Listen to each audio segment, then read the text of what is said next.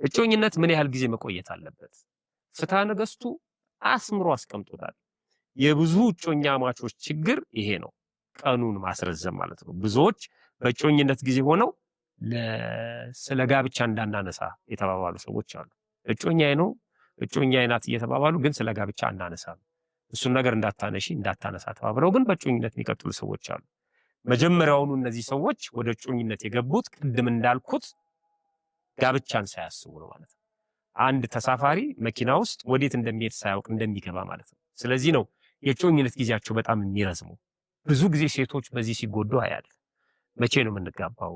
ሴቶች እኮ በተለይ በእድሜ በጣም እንጎዳለን ብለው ያስባሉ እና የእጮኝነት ጊዜያቸው በጣም እየተራዘመ እነዚህ ሰዎች ወደ እጮኝነት የገቡት ጋብቻን አስበው ወይም ደግሞ እንጋባለን ብለው ሳይሆን ድንገት ነው እዛ ውስጥ የገቡት ማለት ነው። ጋብቻን ቢያስቡ ቀኑን ይቆርጣሉ። መቼ ነው የምንጋባው? አሁን ለአቅመ ጋብቻ ደርሰናል ምናምን። አሁን በእጮኝነት እያሉ የሚያስቧቸውን ችግሮች በሙሉ ፈተው ነበር የሚገቡት ማለት ነው። ስለዚህ እጮኝነትን ማርዘም አንዱ ትልቅ ፈተና ነው። ለዚህ ነው ፍትሐ ነገሥቱ የእጮኝነት ጊዜን ይገድባል። 2 ዓመት ነው የሚለው። አይገርማችሁ?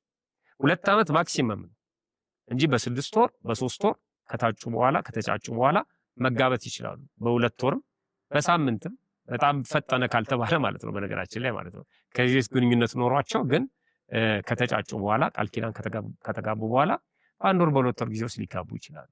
ግን ማክሲመም 2 ዓመት ብሎ የመጨረሻውን ጣራ 2 ዓመት ብሎ ያስቀምጠዋል።